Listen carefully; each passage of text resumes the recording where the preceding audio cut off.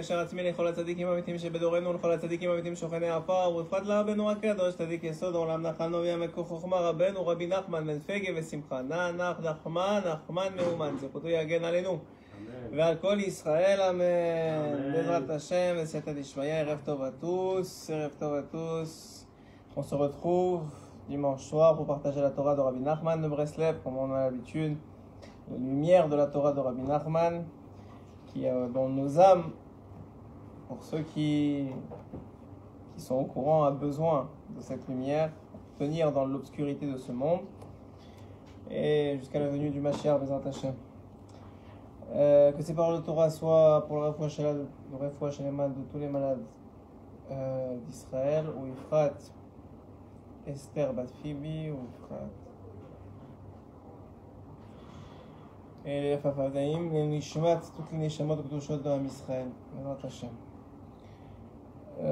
Tov, alors on est à un moment charnière, puisqu'on vient de finir le Sefer Bereshit hier, et on commence le Sefer Shemot, le Sefer de l'exil. Et on a lu la semaine hier dans la paracha de Vaïchi le décès, mais enfin que Yaakov Avinu il a quitté ce monde.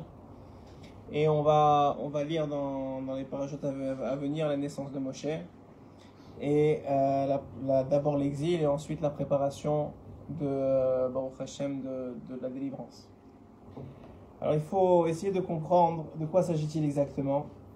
Quelle est la transition entre le fait que Yaakov quitte ce monde, rassemble ses enfants, bénisse ses enfants, et le fait que on va descendre petit à petit, on va perdre tous les Shvatim jusqu'à le dernier qui va être Lévi, et on va finalement tomber complètement dans l'exil.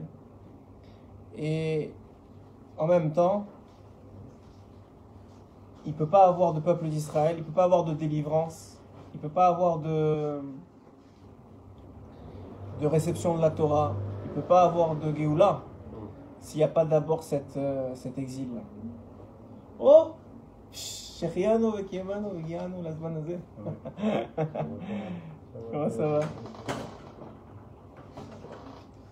On continue. Aïe, c'est d'abord chez moi. Alors, donc, pour comprendre cette idée-là,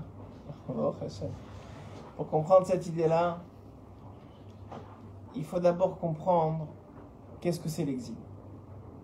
Si c'est tellement nécessaire pour qu'un peuple puisse se former, pour qu'un peuple puisse recevoir la Torah, pour qu'un peuple puisse être délivré et réparé jusqu'à la faute d'Adam Arishon, tu as le temps de faire un thé, de trucs, il n'y a pas de problème. Et donc, pour tout ça, il faut d'abord comprendre ce que ça veut dire être en exil. Alors, Rabbi Nathan, qui d'autre que lui, nous enseigne à travers un des commentaires dans l'écouter à la Chot, qu'est-ce que ça veut dire être en exil, et ainsi on va comprendre qu'est-ce que ça veut dire être délivré. Parce que si tu comprends pourquoi tu es en exil ou qu'est-ce que l'exil, alors à ce moment-là tu peux comprendre en quoi tu vas être délivré. Et dire Rabbi Nathan, le principe c'est le suivant. Qui colle à avodat à avot. Tout le travail de tous nos pères, Abraham, Yitzhak, Yaakov, et après les 12 Shvatim qui ont précédé l'exil, parce ils sont descendus en Égypte, mais en réalité, tant qu'ils étaient encore vivants, leur Gdusha a protégé le peuple d'Israël, et donc personne n'a osé, même pas Paro, se liguer contre le peuple d'Israël. Mais tout leur travail, c'était Aya les galot, Ulhodia et le couteau baolam. Tout le travail des avot, et même le travail à nous, chacun à son niveau, c'est de dévoiler et de faire connaître Dieu dans le monde. Shirak bishvilze, parce que c'est seulement pour ça, Ba ha-adam, que l'homme y vient, la olam dans ce monde. Vezekol ha-simcha ve'achiyut, et c'est ça, la source de toute la joie et de toute la vitalité d'un homme, c'est le fait de réussir à dévoiler Akadosh Baruch Hu dans le monde. Maintenant, pour pouvoir dévoiler Akadosh Baruch Hu dans le monde, il faut un minimum savoir qui c'est. Donc qui tu dévoiles, je ne sais pas qui tu dévoiles. Et même si personne ne peut savoir exactement qui c'est, il faut au moins savoir qui tu es. Parce que même si tu ne sais pas qui est Dieu, puisque, comme nous sages nous l'enseignent, chacun on est chelek me Elokam imal, on est une partie de Dieu dans ce monde. Donc si tu sais qui tu es, tu connais au moins ta partie de Dieu. Et si tu connais ta partie de Dieu, alors au moins ta partie de Dieu, tu peux la partager avec les autres, tu peux illuminer les autres avec, tu peux enseigner aux autres, tu peux influencer les autres. Donc ça commence d'abord par savoir qui tu es. Ken? Veze, dit Rabbi Nathan, et maintenant vous allez comprendre c'est quoi l'exil. Veze bechinat kol hagaluyot. C'est ça, tous les exils chez Ovrim al Israël, qui depuis 2500 ans, 3000 ans maintenant, passent sur Israël, et encore aujourd'hui on a encore un galout, malgré qu'on est en Israël, on a encore un galout, on va expliquer pourquoi, que ça veut dire la galout. Sheikaram ou galout al-nefesh. Parce que l'essentiel de la galoute, c'est pas d'être aux États-Unis, en France ou au Bangladesh. C'est pas l'essentiel de la galoute. C'est pas une galoute physique. C'est même pas d'être en Égypte alors qu'il y a quand même vécu la majorité de sa vie, en tout cas une grande partie de sa vie en Israël. La galoute, c'est une galoute du nefesh, c'est une galoute de l'âme. Ça veut dire quoi une galoute de l'âme? Ça veut dire qu'à partir du moment où l'âme a été envoyée dans ce monde, elle est forcée, par voie de conséquence, loin de sa source, loin de Dieu. Et elle est en galoute de Dieu. C'est expliqué dans le Zohar et dans d'autres Mekorot que toutes les souffrances qui viennent sur un homme, les problèmes de Shalom Bayit, les problèmes de Parnassa, nous les maladies, nous tout ça, bien sûr, mais tout ça, ça vient pourquoi? Ça vient parce que la Shrina, elle est en galoute. Parce que la présence divine, elle est en galoute. Parce que dans ce monde, Hachem, il est caché. Si Hachem, il était dévoilé, si la Shrina, il y avait le troisième temple aujourd'hui, le Yanouka, il a dit il n'y a pas longtemps, il a rapporté au nom d'un sefer pas très connu, qui dit que un homme,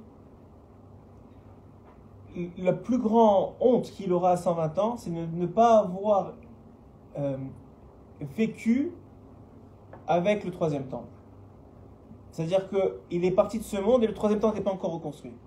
Plus que tous les autres hontes de ses propres fautes à lui, le fait que la Shrina elle soit encore en exil alors que toi tu es passé dans ce monde, que tu n'as pas suffisamment fait, que chacun d'entre nous n'a pas suffisamment fait pour dévoiler suffisamment Kadosh Baruch Hu pour que la Shrina elle revienne au temple, que le troisième temple descende, que le Mashiach y vienne, c'est ça la plus grande honte qu'un homme il a à 120 ans. Il a expliqué. Donc ici ça rejoint la même idée, Rabbi Nathan il dit. La vraie galoute, elle vient du fait que l'âme du juif, elle est loin de Dieu. Et c'est inhérent à ce monde. Le corps, il fait que l'homme, il est loin de Dieu. Et qu'il y a des écrans entre lui et Dieu. Et ça fait en sorte que... Pourquoi est-ce qu'il est loin? Parce que la Shrina, elle est loin de Dieu. La Shrina, c'est Em Kol Chai, c'est la mère de toutes les âmes d'Israël. C'est elle la mère de toutes les âmes d'Israël. Quand il a fallu détruire le deuxième temple, et même le premier d'ailleurs, mais surtout le deuxième, Hachem il avait un choix à faire. Soit détruire Chas Shalom en Israël, soit détruire le temple et exiler la Shrina. Évidemment, il a choisi la deuxième option, puisqu'il avait déjà promis à Abraham, Yitzhak et Yaakov que l'alliance qu'il aurait avec eux et avec leurs enfants serait éternelle. Donc il y a une chose que pouvait être sûre, c'est qu'Am Israël ne disparaîtra jamais. Tant qu'il y aura un monde, il y aura Am Israël. Sachez-le, c'est pas la peine d'essayer. Il y aura toujours, ça renaîtra de ses cendres même, mais il y aura toujours un Israël. C'est une promesse qui a été faite déjà à Abraham, Yitzhak et Yaakov, et c'est une promesse positive, et toute promesse positive d'Akadosh Baruch Hu, elle est éternelle. Elle va se réaliser. Donc on sait ça. Donc dit Rabbi Nathan, d'abord, la galoute, c'est la galoute à nefesh.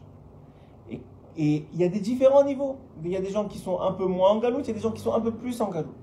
Et ça ne dépend pas exactement de l'endroit physique où ils sont. Évidemment que la terre d'Israël facilite la communication avec Hachem, facilite, on dit que la terre d'Israël est marquima, elle donne de la chokhma, du da'at à celui qui y habite. Mais encore faut-il que celui qui y habite le veuille. Il y a des gens qui sont en Rosaret qui veuillent plus être proches d'Hachem que des gens qui habitent en Israël. Donc, encore une fois, Mais si tu es quelqu'un qui veut Hachem, qui veut connaître Hachem, alors si en plus, si tu es en Israël, tu as plus de chances d'être de toi-même de connaître. Ça, c'est une chose que j'avais déjà expliquée. Ce que dit ici Rabbi Nathan, c'est que l'Aïkar Galout, l'essentiel de l'exil, c'est la Galout à Nefesh. C'est l'âme qui est en exil. Et qu'est-ce que ça fait? Qui elle est loin, que chacun d'entre nous on est loin d'Hachem, qui est dans le ciel. Sheikar Galout, l'essentiel de la Galout, ça s'exprime comment? Il dit Rabbi Nathan, et là on retombe sur nos pattes avec Breslev, c'est Sheikar Galout ou Ha'atzvut, c'est la tristesse. Si tu vois quelqu'un qui est triste, sache que lui il est en Galout. Et c'est pour ça que Rabbi Nathan il a dit, moi j'ai déjà trouvé ma Géoula. Moi j'ai pas besoin, j'attends le Mashiach comme tout le monde, mais j'ai pas besoin du Mashiach parce que je vis déjà dans la Géoula. Pourquoi? Parce qu'il était à une telle, grâce au fait qu'il a servi, il a été proche de Rabbi Nachman, il était tellement proche de Dieu, il sentait tellement Dieu, il avait tellement Dieu devant lui à chaque instant, que il n'était pas vraiment en galoute. C'est-à-dire, oui, il y avait un corps, oui, il avait des besoins matériels, financiers, oui, c'était difficile, mais il n'était pas triste. Alors, c'est quoi cette tristesse? Alors, de la même façon qu'on l'explique la Simcha, on l'a déjà expliqué dans le Shiur la semaine dernière, vous n'étiez pas là parce que c'était en semaine, mais juste pour comprendre. Il y a la tristesse et la joie de n'importe qui, même quelqu'un qui n'est pas juif. Quelqu'un, tu lui annonces qu'il a gagné l'euro million, 50 millions d'euros, qui qu'il soit, il va être heureux pendant un certain nombre de temps. 1 an, 2 ans, le temps qu'il dépense et qu'il s'habitue peut-être, ou bien qu'il tombe dans les mauvaises mœurs, et dans la drogue, dans l'allénou, comme c'est la plupart de ceux qui gagnent. En tout cas, sans porter de jugement particulier. Quelqu'un, il a une bonne nouvelle, il est heureux. Quelqu'un, non, allez-nous, on lui annonce une mauvaise nouvelle, il est malheureux.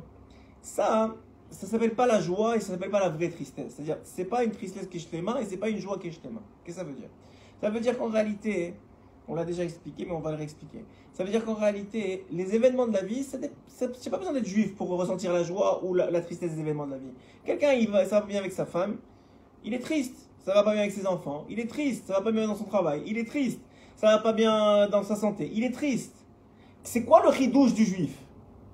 Le chidouche du juif, c'est le chidouche de Yaakov Avinu en exil en Égypte, que c'est écrit dans le Zohar que les 17 dernières années de sa vie, c'est là où il était le plus heureux, alors qu'il était en Égypte. Le chidouche du juif, c'est d'être heureux malgré ça. C'est de trouver de la joie dans la connexion et dans le fait qu'il soit juif, qu'il a une âme juive qui appartient au Kisakavod, qu'il a une âme juive, qui a une âme qui est partie de Dieu, de ressentir tellement cette âme, d'exploiter tellement cette âme, que malgré la maladie, que malgré les souffrances de ce monde, il reste heureux.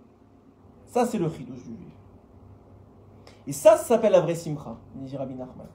Quelqu'un que, malgré que ça ne va pas dans sa vie, malgré qu'il y a des mauvaises nouvelles, tu le vois heureux, je dis, mais je ne comprends pas. Un goy qui le voit, il ne comprend pas. Il dit, mais je ne comprends pas. Moi, à ta place, je me jetterais dans la Seine. Ouais? Et je te vois, tu continues à te réveiller le matin, tu continues à mettre les téfilines, tu continues à sourire aux gens autour de toi. Mais moi, je sais ce qui se passe dans ta vie. Je sais les problèmes de Parnassa, je sais les problèmes de Jamaï. Tu m'as raconté, je sais ça. Et je te vois, tu continues à sourire, tu continues à t'occuper des autres. Mais d'où tu sors cette force? Ah, mais moi, j'ai une âme juive. Moi, quel que soit ce qui m'arrive dans la vie, entre guillemets, c'est ok, ça va durer, est-ce que ça va durer? Mais j'ai un Olam Haba, j'ai un monde futur, j'ai une connexion avec Akadosh Baruch Hu. J'ai été choisi pour être juif. Donc, ce qui arrive, ok, bien sûr que je suis un homme, et que si j'ai une bonne nouvelle, je vais être un peu plus heureux, et si j'ai une mauvaise nouvelle, je vais être un peu plus triste. Mais ma joie, sur quoi je base ma vie, sur quoi je me lève, pourquoi je me lève le matin, cette base de joie-là, personne ne peut me la toucher. Parce qu'elle ne dépend pas des événements de ma vie. Elle dépend du fait que Hachem, il m'a donné ce cadeau extraordinaire d'être juif. Et qu'un juif, il n'a aucune idée. Et je vous dis, sans même une once d'hésitation, aucune idée de la valeur intrinsèque qu'il a vraiment. Il disait le Baal HaTanya qu'un juif, c'est comme une étoile. Quand tu la vois de très loin, tu as l'impression qu'elle est toute petite. Et nous, on est très très loin du Kisei HaKavod. Donc on a l'impression que ce qu'on fait, c'est presque rien. Ouais? Mais en vérité, plus tu te rapproches de l'étoile, plus tu vois combien elle est énorme. Et c'est la même chose avec un juif, le ma'aseh d'un juif. L'action d'un juif, tu la vois de très loin comme ça dans ce monde, parmi toutes les autres actions. Tu dis, lui il mange, lui il mange, lui il boit, lui il boit, lui même il fait, on va dire il fait du chesed, lui aussi il fait du chesed. Non, c'est pas la même chose. Dans les mondes supérieurs, lorsqu'on fait grossir l'âme du juif, lorsqu'on comprend d'où vient son âme, son action, elle fait comme ça. Elle influence les mondes supérieurs de façon extraordinaire.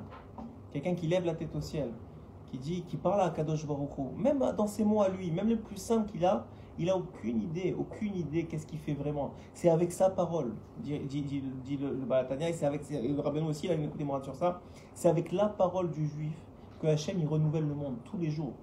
C'est avec la parole du juif, et la prière du juif, et la Torah du juif, et la mitzvah du juif, que Hachem il change, il renouvelle, ça veut dire il prend l'énergie qui a été d'hier, il en fait une nouvelle énergie pour aujourd'hui, avec des refouot pour le monde entier, avec de la bracha pour le monde entier, avec des guérisons pour le monde entier, avec de l'abondance pour le monde entier.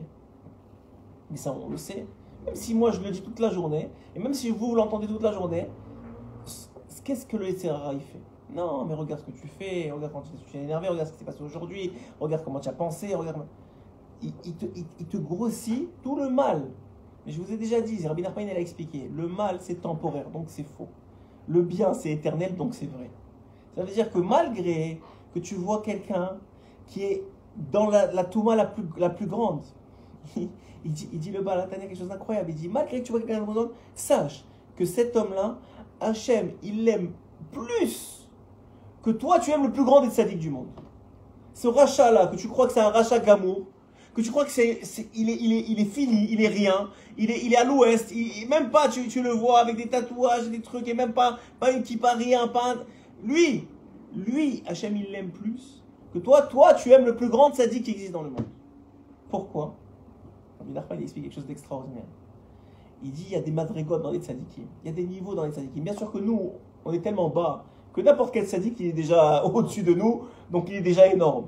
Mais pour les tzaddikim, il y a des niveaux. Et c'est quoi la différence entre les niveaux? Comment tu la vois, il dit Rabbi Nachman? Il dit Rabbi Nachman, tu la vois comment le tzaddik, il voit chaque juif. Qu'est-ce que ça veut dire?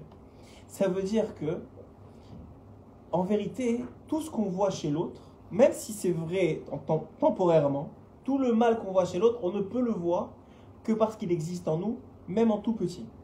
Ça veut dire que le mal que tu vois chez l'autre, il ne peut être vu que parce que tu le ressens ou tu l'as en toi. Ok? C'est ce que dit le Baal Shem Tov. Donc, maintenant, qu'est-ce qui se passe avec le tzaddik? Plus il est grand, moins il a de mal. Donc plus il est incapable de voir le mal, même chez le plus rachat des rachats. Donc Akadosh Baruch Hu, qui est le plus grand des grands, qui est Ensof, c'est incomparable même avec n'importe qui a été créé dans le monde. Lui, il est Kulotov, donc il n'est pas capable de voir le mal. Même chez le plus grand des rachats. Donc lui, qu'est-ce qu'il voit? Il voit le bien. Il voit que lui, il a une âme juive. Il voit que lui, c'est une âme très très spéciale. Il voit le bien. Même, il a fait un jour une tzedaka. Il a fait un jour un sourire à quelqu'un. Il a aidé quelqu'un il a trouvé quelqu'un qui était en panne. Il l'a aidé. Ok, tu vas dire, mais tu vois des non-juifs qui font ça. Oui. Mais lui, le non-juif, il n'a pas utilisé son âme juive pour le faire. Il n'a pas utilisé le chelek melokam imal pour le faire. Alors c'est vrai que c'est bien. Il aura une récompense pour ça. Mais la différence entre un juif qui fait une bonne action, et sans vouloir, on n'est pas en train de juger ou quelque chose, c'est juste pour que vous compreniez, c'est qu'un juif qui fait une bonne action, en plus de la bonne action, qu'elle a une récompense cette bonne action, il exprime une partie de Dieu qui est en lui. Et en faisant ça, il rapproche la Géoula, il dévoile, ce qu'il a dit ici, il dévoile Hachem dans le monde. Et cette partie-là supplémentaire, de dévoilement, qui dépend de son âme, ok, cette partie-là, c'est au-delà du fait qu'il a fait une bonne action. C'est qu'en plus de faire une bonne action, il a dévoilé la partie de Dieu qui est en lui. Et ça, c'est le Ikar à Géoula. C'est ça la vraie Géoula. La vraie Géoula, c'est qu'arrivera un temps où Hachem sera tellement dévoilé que la partie d'Hachem en nous sera complètement dévoilée parce qu'il n'y aura plus de mal. Et donc on verra chacun le diamant qu'il est. C'est ça la Géoula. Et il n'y aura que de la joie. Du coup, de quoi tu vas être triste? Il n'y aura plus de maladie, plus de problèmes de parnassa, plus de problèmes de Shalom-Bayit. Tu n'auras que de la joie, mais pas de la joie simplement qui est là parce qu'il y a un problème dans le monde ou parce que tu surmontes les problèmes. Non, une joie complète, d'un dévoilement complet, d'une connexion complète. Et c'est ce qu'il dit ici, même, Rabbi Nathan il dit, même entre Yaakov et Yosef, il y avait une différence à ce niveau-là. Vous savez où est la différence? Il dit Rabbi Nathan, quand Yosef il amène à son père ses deux enfants pour les bénir, ok? Et qui sont Ephraim et Ménaché. Qu'est-ce qu'il lui dit, Yaakov? Il lui dit, Mi elle. Qui c'est cela? Il dit là-bas Rashi, et Rabbi Nathan le rapporte, il dit là-bas les commentateurs, il dit, ça veut dire quoi Mi elle? Tu sais très bien c'est qui? C'est mes enfants, c'est tes petits-enfants. Il dit non, il a vu, Yaakov, qu'allaient descendre d'eux des grands Réchaïm, des gens qui étaient anti-Dieu, des gens très très mauvais, de Ephraim et de Ménaché. Il a dit, mais comment tu veux que je les bénisse? Regarde qui va descendre d'eux. Qu'est-ce qu'il leur a répondu? Qu'il a répondu, Yosef? Il lui a dit, regarde, juste le fait que Hachem, c'est eux qui m'a donné comme enfant en Égypte, ça suffit pour que tu les bénisses. Ça veut dire, voilà la Nekuda Tova. Hachem, il sait ce qu'il fait. Hachem, il m'aime. Hachem, tu vois, je suis ton fils, tu vois comment moi je me comporte. Ouais. C'est eux qui m'a donné. Donc ça veut dire que ça suffit pour que tu les bénisses. Il a dit, ah, si tu dis tu as raison, il a commencé à les bénir. Donc même entre, pour un instant, mais même entre Yosef et Yaakov, il y avait cette bérina de voir, malgré le rat, il y a encore du tov. Il y a du tov. Hachem, il t'a donné ces enfants-là. Ils sont juifs. Ils sont nés en Égypte. Dans la galoute, ils sont restés juifs. On bénit nos enfants sur la bracha de la parashat de Vaïkri, de Ephraim et Ménaché, tous les vendredis soirs. Pourquoi? Parce que c'est les premiers enfants juifs à être nés en galoute. Et nous, on sait, les sages savaient depuis déjà 3000 ans que la galoute, ça allait durer très longtemps. Très, très, très, très longtemps. Et qu'on reste, règle le fait qu'on soit encore juif, malgré 3000 ans d'exil, ça suffit pour être béni par Hachem. Ça suffit. Ça suffit, ça fait 3000 ans qu'on est assimilé. Mais agressé d'assimilation. Agressé d'assimilation. Quand c'est pas physiquement, c'est spirituellement. On l'a dit avec Aman, avec Purim, avec Hanouka. On l'a vu, on le voit aujourd'hui. Rien que le fait que tu aies vécu juif, tu es né, rien encore fait, tu es né juif dans ce monde, ça a déjà fait une grande partie du tikkun.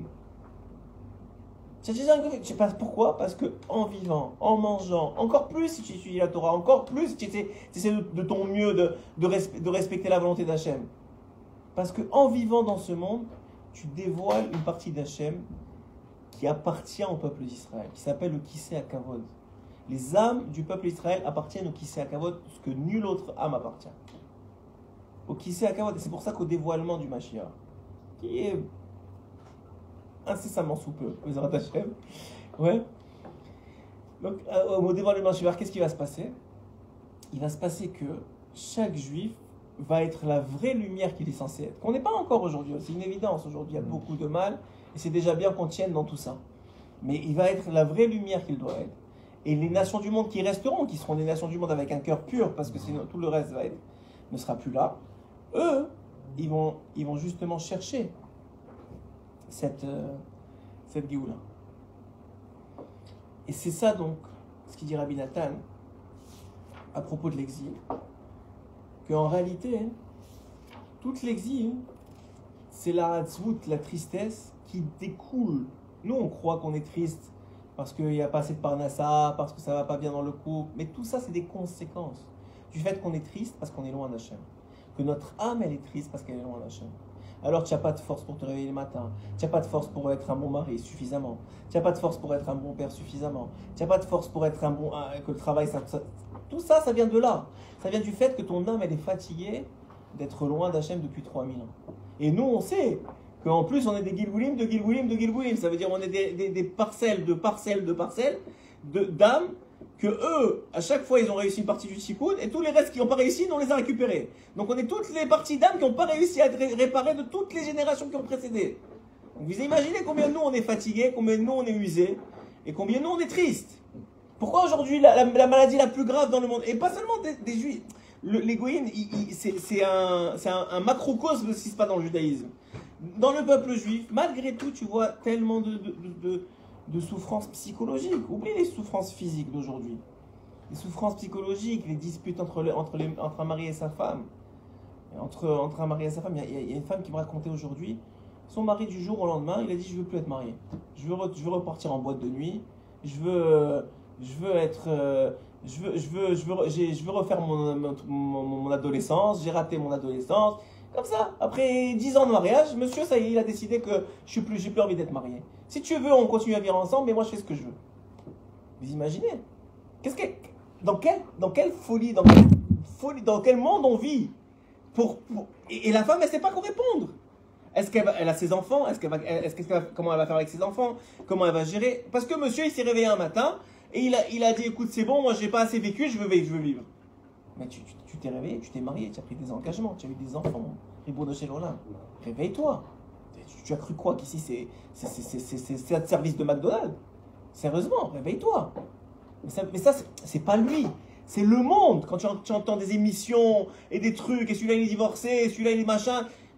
Alors le monde il part en cacahuète. Et tu dis, bon, c'est pas si grave que ça. Pourquoi je vais essayer de travailler sur moi-même? Pourquoi je vais essayer de rendre mes enfants heureux? Pourquoi je vais essayer ça? C'est trop difficile. Déjà je suis fatigué. Déjà c'est dur la vie. Et moi je veux profiter, ça y est. Quelqu'un qui n'a pas de Torah ou qui n'a pas suffisamment de Torah, mais tu t'en vas en cacahuète, tu n'as pas d'autre choix. Le monde c'est ça le derrière du monde. Le derrière du monde, c'est de plus en plus de znout, de plus en plus de divorces, de plus en plus de problèmes avec les enfants. C'est ça le derrière du monde.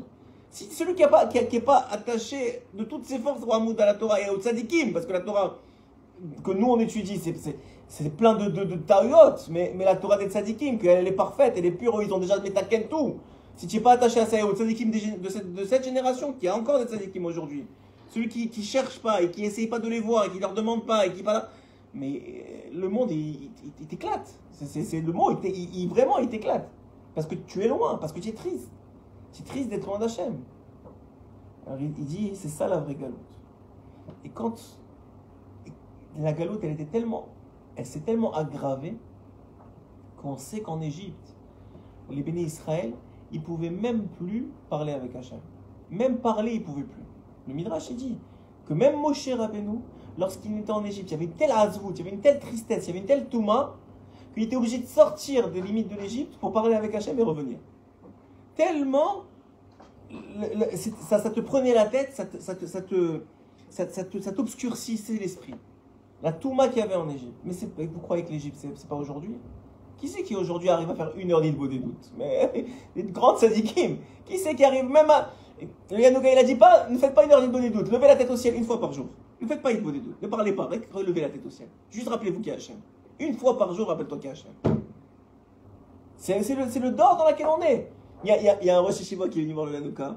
Il a dit, ah, on a des classes d'élite, tu sais. On a des classes d'élite qui apprennent par cœur la Gemara. Il lui a dit, c'est très bien. Alors, je voudrais un conseil pour la yeshiva. Alors il lui a dit, c'est incroyable, moi je trouve ça extraordinaire ce qu'il a répondu. Il lui a dit, lui il croyait qu'il allait lui dire quelque chose de bien, genre on a des classes d'élite. Il a dit, il faut leur apprendre à être des chaverim. Apprenez-les à être des amis. Moi je te parle, ils connaissent la Torah par cœur, toi tu me dis apprends la... Parce que c'est ça la base.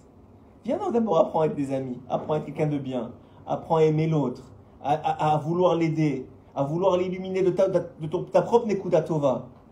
Et après, c'est bien, c'est pas, la Torah elle est extraordinaire, mais la Torah, la Gemara, c'est pas pour rien qu'elle dit qu'elle Samchaim et Sammavet. Samchaim, ça veut dire élixir de vie ou élixir de mort. Mais que ça veut dire élixir de mort? Ça veut dire que la Torah, elle n'est pas l'ishma. Elle n'est pas faite pour Dieu. Véritablement pour Dieu. Pour connaître Dieu. Pour découvrir Dieu. Pour apprendre sur Dieu. La Torah, elle peut t'amener plein de gava, plein d'orgueil. Elle peut t'amener à croire que tu sais être marmire sur des choses que tu n'aurais pas dû être marmire. À commencer à juger les autres négativement. Et comment lui il est. Et lui il respecte pas ça. Et ça peut te tuer.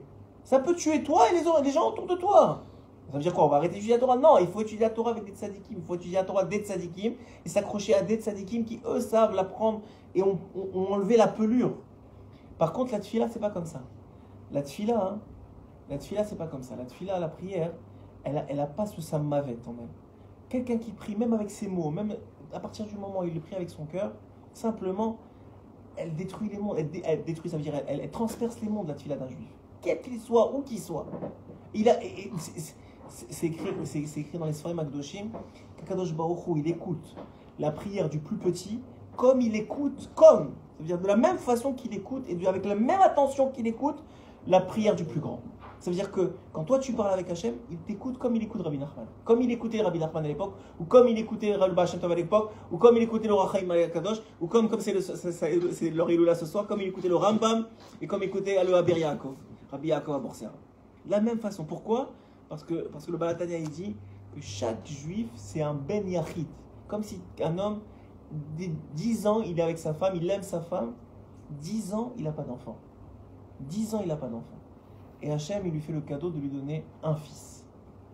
Un seul fils. Comment il va aimer ce fils? Comment il va s'en occuper? Comment il va être avec lui? Eh bien, ce seul fils, chacun d'entre nous, Hachem, il est capable de faire que de chacun d'entre nous, pas il est capable, parce que nous, c'est pas compréhensible. Il dit, mais je comprends pas. J'ai tellement de fils.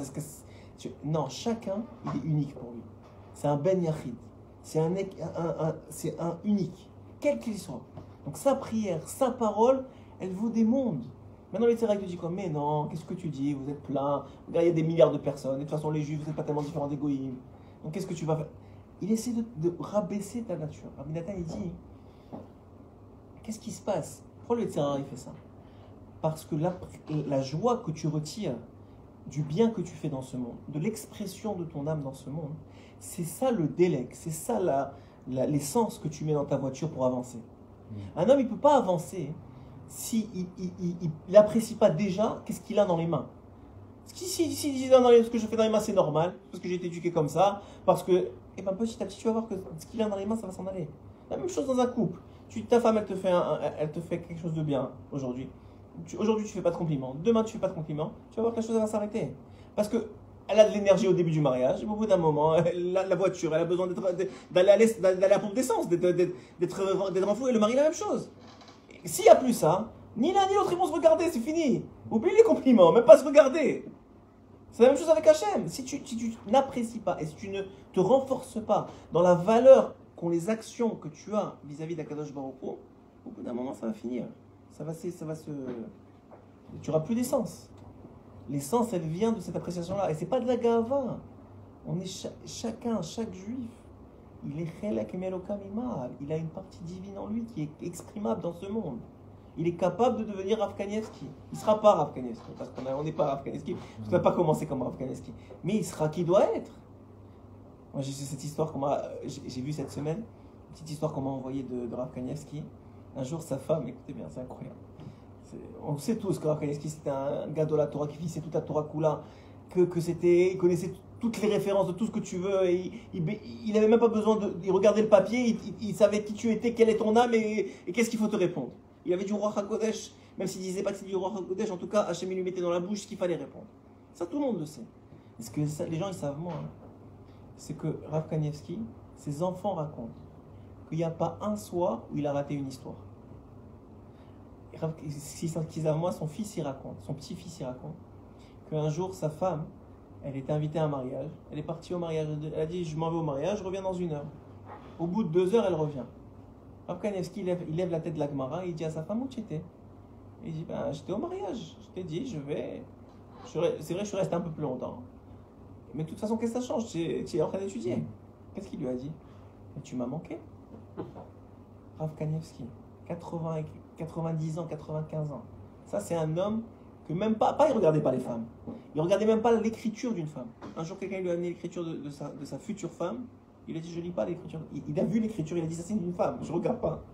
Ça c'est pourquoi? Ça c'est quelqu'un qui a été tellement kadosh que son union avec sa femme, il n'y a que sa femme dans le monde. Il dit même si moi j'étudie, je sais que tu es là. Vous savez qu'il se réveillait le matin, à 1h30 du matin, il réveillait sa femme, il faisait les brachot de Modé, et sa femme elle faisait les brachot, et chacun répondait amen à la bracha de l'autre. Ça c'est un couple. Qui aujourd'hui? De quoi on parle?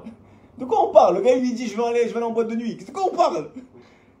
Mais c'est pas pour critiquer, c'est que la réalité c'est que Rav Kanievski c'est une exception, c'est quelque chose d'extraordinaire dans ce monde. C'est quelqu'un qui a maîtrisé toute la Torah Kula et de vérité, pas une Torah stam pour dire je connais la Torah, une Torah de vérité, une Torah que mamash et tout.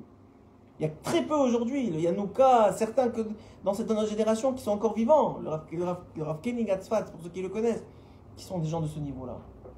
Mais ça veut dire il faut s'attacher à ces gens-là, il faut essayer d'apprendre d'eux. Et des livres qu'on a, de Rabbeinu, de Rabbi Nachman, de Rabbi Nathan, du Abir Yaakov, de tous les livres des tzadikim qui ont atteint cette madriga-là, ce niveau-là. Et c'est notre seule façon, pas de sortir de Galout, parce que, sachez-le, on ne sortirait pas de Galout tout seul. C'est impossible.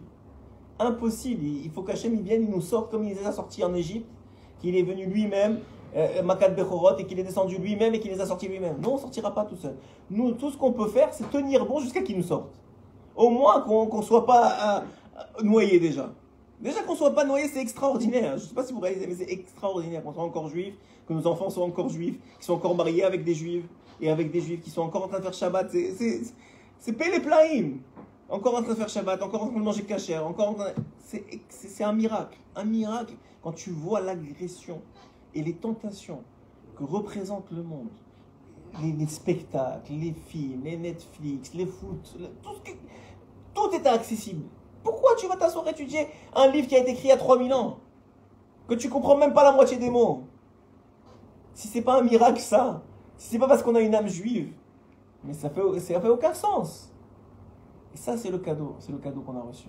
C'est qu'on a une âme, et de ça on doit se réjouir. On a été choisi pour faire partie de ce petit pourcentage d'âmes, qui sont les âmes de Adam Arishon, qui sont les âmes des 70 âmes qui sont descendues en Égypte, qui sont les âmes des 600 000 âmes qui ont reçu la Torah. On fait partie, même si on a 0,000000001% de une de ces âmes-là, on a quand même une partie de ça. Et c'est ça qui doit nous tenir heureux, malgré que tout le monde est fatigué, que tout le monde a des problèmes. Si c'est pas du Shalom Bayit, c'est les enfants. Si c'est pas les enfants, c'est la Parnassa. Si c'est pas la Parnassa, c'est la santé. J'ai pas vu quelqu'un qui a pas. Mais Hachem il dit, ok, c'est ça. Malgré que vous avez pas, quand même vous êtes heureux. Alors c'est de ça d'où vient la Géoula. Et c'est pour ça, dit Rabbi Nathan, que Yaakov Avinu, il a fait exprès, il a travaillé sur sa joie en Égypte, pour montrer le chemin pendant tout l'exil. Que même maintenant que je suis en exil, je vois mes enfants qui sont, Baruch Hashem, il a vu ses 12 enfants rassemblés. Il a retrouvé Yosef. Il les a vus qu'ils étaient encore dans la Torah. À Goshen, ses petits-enfants, ils étudiaient encore la Torah. Il a dit, on est encore juifs. On a encore notre âme juive. On n'a pas perdu ça. On peut continuer. Jusqu'à que Hachem nous délivrera. Il n'y a pas de problème. Mais on va continuer. Et c'est ça la source de joie qu'un homme doit avoir. Une femme, elle doit avoir dans ce monde. Et malgré toutes les difficultés, qu'elle peut encore lever la tête au ciel et prier Hachem, et que Hachem il l'écoutera comme il a écouté Rabbi Nachman, comme il a écouté Rabbi Nathan, comme il a écouté le Baal Shem Tov, comme il a écouté le Rabbi Yaakov, comme il a écouté le Rambam, comme il a écouté le Ramban, comme il les a tous écoutés. Même toi qui es à l'autre bout du monde, il t'écoute à toi. De ça, je ne sais pas si vous réalisez, je crois pas que vous réalisez, moi-même je réalise pas, mais je le dis quand même. C'est pas quelque chose qu'on a choisi, c'est quelque chose qui nous a été donné. Même celui qui voudrait acheter ça, il peut pas. Il peut pas acheter une âme. C'est ça que tu as reçu en cadeau. Hachem t'a dit, voilà, tu es mon fils. Tu es celui qui fait partie du Kisakavot. Tu es le fils de la Shrina. Et quand tu viens, toi, et tu viens à Chatzot Laïla, en particulier, où tu pleures sur l'exil, et tu dis à Hachem, mais jusqu'à quand? Et tu demandes la Géoula, tu demandes que le Kavod d'Hachem il soit dévoilé dans le monde. Et tu demandes que enfin le mal disparaisse. Alors c'est d'abord toi que tu sers, c'est d'abord toi, c'est d'abord ton âme. Et comme ça, tu peux arriver à Bezrat Hashem. Parce qu'on va tous arriver de toute façon, c'est-à-dire la Géoula finale. Et sachez-le, même les gens les plus éloignés, même ceux qui sont, la Torah dit même ceux qui sont convertis, parce qu'ils sont devenus fous. Parce que comme ils disaient Rabbi Lubavitch, ils sont devenus très malades. Tellement malades qu'ils ne savent même pas qu'ils sont malades. Vous vous rappelez cette histoire de ce juif qui s'est converti, devenu prêtre, il est venu chez le Rabbi Lubavitch pour lui amener un livre qu'il avait écrit. Il lui a dit, il a pris le livre, il a dit juste pour que personne d'autre l'ait, il l'a jeté à la poubelle, il a dit, le problème c'est que tu es tellement malade, tu ne sais même pas que tu es malade. Et la plupart d'entre nous, on est très très malade, mais on ne sait pas qu'on est malade. Et c'est pas grave. C'est pas grave, parce que tant qu'il y a cette âme en nous, et que Hachem, cette âme, elle est éternelle. Et cette âme, elle est bonne. Donc elle est éternelle. Tout le reste, tout le mal va s'en aller. Chacun à son niveau fera le maximum pour tenir bon, donc comment il peut. Mais le plus important, c'est de ne pas perdre la simcha de cette conscience qu'on perd tellement souvent, qu'il y a Avinu Sheba Shamayim, que quand tu vois le ciel, tu as un lien avec ce ciel-là. Tu as un lien avec le Kisei HaKavod. Tu as un lien avec Abraham, Yitzhak et Yaakov. Tu as un lien avec Adam Arishon. Tu as un lien avec Hachem. Ça, c'est le plus grand cadeau qui existe. Et c'est ça la source de toutes les joies et c'est ça la source de la Géoula. Chazak u'Baruch.